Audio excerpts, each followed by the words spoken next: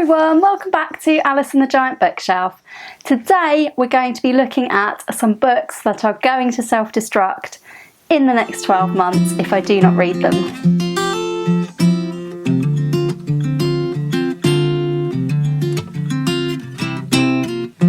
Hi everyone, welcome back to my channel, or welcome if you are new. My name's Alice and I have way too many books.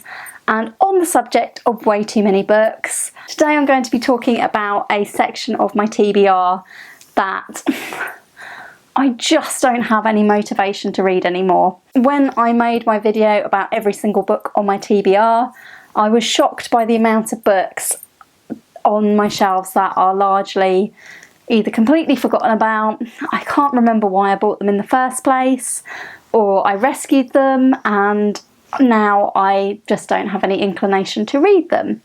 So I have really enjoyed watching over on Nikki at Red Dot Reads channel, her TBR Veterans idea, and I've seen several videos lately with people's self-destructing TBRs, and I thought I'd show you today some of the books that are very likely to get unhauled if I don't read them soon. So these are mostly books that I have lost the desire to read and possibly might later on feature in a try a chapter tag, or possibly I might, dare I say it, DNF them. As you know, I didn't DNF a single book in 2021, and my sort of secret goal with myself is to actually be brave enough to DNF something this year. I'm not saying it will be one of these books because they might all surprise me, but there are some I do have suspicions over.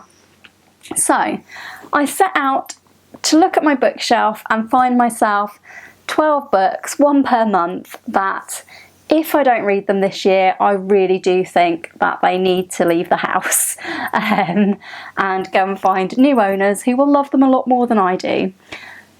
So today we're going to see some books that have been hanging around my house for a very long time. I'll tell you a little bit about each book. I ended up with 15 books. 15 is my favourite number. And the reason I ended up with 15 books is because one of the books I picked up, I've got actually two books of the same series. And I do think that if I try one and don't like it, both will get unhauled. So that bumped it up a little bit. And then I thought, I can't have 13. I'll go for 15. I'm going to show you 15 today. I've just realised I've left one of them upstairs, so I'm going to show you 14 today, and I'm going to tell you about 15th, which you have seen in the video before. Here are the books that I think are going to be unhauled if I don't read them by, let's say, January 2023. So the first book, I'm going to do my hardbacks first. They're taking up a lot of space on the bookshelf. So the first one is, you're going to notice a theme here. The first one was given to me by my mum after she read it, in case I would like to read it. And that was probably, I'd like to guess at 10 years ago. So this was written in 2007, and so I might have had this since 2008 or 9. Yeah. So this is the only autobiography on this list, and I think it might even be the only non-fiction. I think it is, and that is My Booky Wook by Russell Brand. I don't really have any interest in Russell Brand anymore. Perhaps in 2008 I did have an interest in reading his book. This is meant to be really good. I have heard good things about it, and I do think he's quite an interesting character. Yeah, I don't know what to make of this, and I don't know whether I'll enjoy it at all. So it's going on this list. If I haven't read this by next January, I really do need to unhaul it. My second and last hardback is another one that my mum gave me on the off chance that I might like it. And this does sound a little bit more up my street. This is a thriller, and it's called The Last Girl, and it's by an author I've never read called Jane Casey. And this says it's the new Maeve Kerrigan thriller. This came out in 2012, so I don't think my mum would have bought this new. I think this is probably from a charity shop. So no, I've definitely had it for less than 10 years, but that's a long time to have a book. And I don't really know anything else about this. Ooh, so the description sounds pretty brutal. It says the teenage girl was the first victim. Her throat cut to the bone, she didn't stand a chance. Her mother at least had time to fight back, briefly. Called to the crime scene in leafy Wimbledon, Maeve Kerrigan's first thought is that this is a domestic dispute gone bad. But the husband is found lying bleeding and unconscious in an upstairs room. A top criminal barrister, he insists he's the third victim rather than their prime suspect, even if he is a man who makes enemies easily. The only other surviving family member is 15-year-old Lydia. She was the one to find her mother and twin sister's bodies, and the only witness Maeve has, but she isn't talking. So I don't really know why I haven't got round to this yet. I have always kind of vaguely intended to, but there are so many thrillers in my life that they have taken priority instead. Right, number 3 on the list I really do want to get to. I have 3 books by this author on my TBR and I've actually yet to try him. And this is Manhattan Is My Beat by Jeffrey Deaver. And this is one of the books that I bought based on the recommendation of the book The Rough Guide to Crime Fiction by Barry Forshaw, which I have mentioned on this channel before. And that's a book that I read that I told you about all different types of crime fiction. And this one is about 20-year-old Rune, who hasn't been in Manhattan for very long, but she's basically living in a squat and she has a video store job. And in the course of her video store job, she picks up a tape from a client's apartment and finds him shot to death. She ends up trying to solve the murder, thinking that the key to it lies in some of his favourite movies, or maybe his favourite movie. That's all I know about this one. I've meant to read this for a long time. I bought this one second hand. I've had it a lot of years, probably 8 years, a long time. Need to read it. And another one I really need to get on and read, or get on and get rid of, is Along Came a Spider by James Patterson. Another thriller entry on this list. I became convinced a few years back that I would really love to like James Patterson. This was because I used to go to a second-hand bookshop in a place called Whitstable, and I think that's where I bought Manhattan Is My Beat as well. And I bought this there in their sort of back room, which used to be full of like crime and thrillers. And it doesn't exist anymore, this bookshop, sadly. I looked at their massive amounts of James Patterson, thought for some reason I needed a new thriller author, even though I have loads on the go. And I decided to start at the beginning with James Patterson, with his Alex Cross series, and with the first book in that, Along Came a Spider. I started this on a flight, and I didn't really enjoy it. I was quite bored, but I would like to give this one another go because it's been several years since I tried it, and I really do want to like James Patterson. I think there would be a lot of books to read if you did like James Patterson. So I'm going to give this a go, and if I don't give it a go, it's got to go. The next book is actually the one that is 2 books in the same series. So we have Lord of Misrule and Carpe Corpus by Rachel Caine, and these are both in the Morganville Vampire series. So my next one to read, I believe, is Lord of Misrule. I think this is book 5 in the series and this is book 6. I can't remember whether I was enjoying this series about vampires. I know it was about students, which I quite enjoyed, and I know it was about vampires, but I don't think it was a vampire series I was particularly loving. Although you may say to me, why have you read 4 books of it then? It's because I bought myself a set. I bought a set of 6, I read 1 to 4, and I haven't got any further. And I think if I don't like Lord of Misrule, it's curtains for both of these. The next book is the very longest serving book on my giant TBR, and I would be very loath to part with this because I actually have had this since late childhood. I think I got this maybe from a book fair probably in high school, because it is a teenage fiction. So I probably got this in the late 90s, which makes me feel very old. And I've shown this in another video. I actually did read 168 pages of it, and it's only 230 odd pages long, probably when I got it or a very long time ago.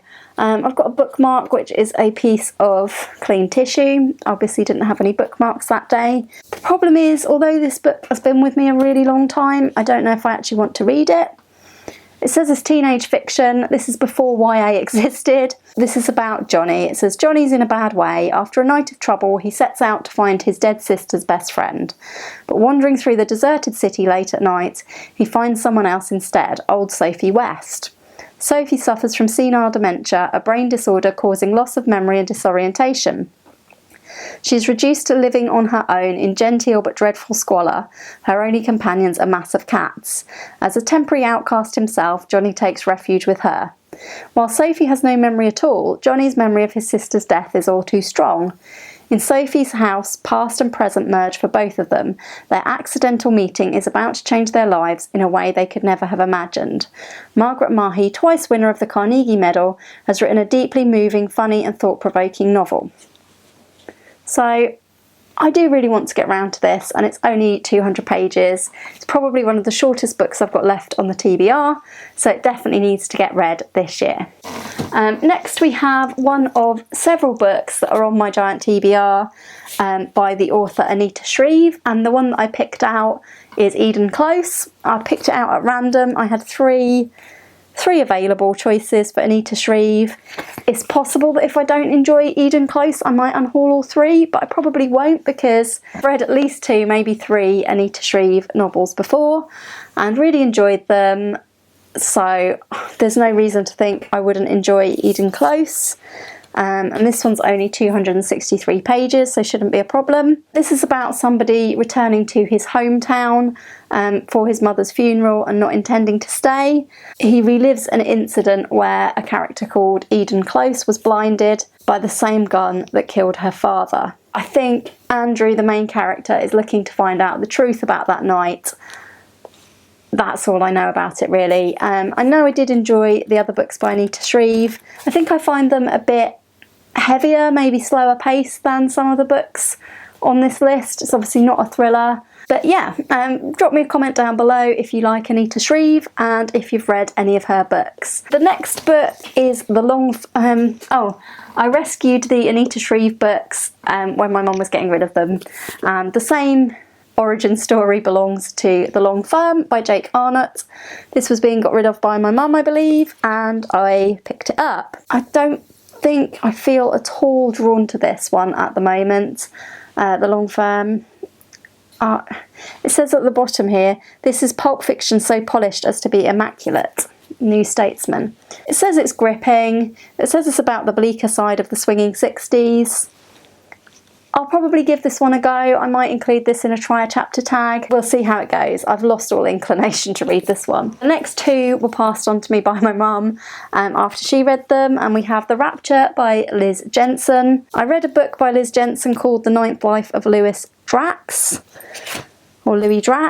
I don't really know what this is about, but I think it's about the end of days. There's some catastrophes, some natural disasters in it, and apparently it's an electrifying psychological thriller. So this one should be up my street. It sounds a bit apocalyptic and it sounds a bit thrillery, so I should like this one. Hopefully I'll get to it this year. And the next one, also from my mum, is Niceville by Carsten Stroud. I've definitely intended to read this a lot of times, but I've probably had this in my house for at least 5 years, maybe more. I think this is about someone going missing, but the blurb is not particularly helpful, so a bit mysterious.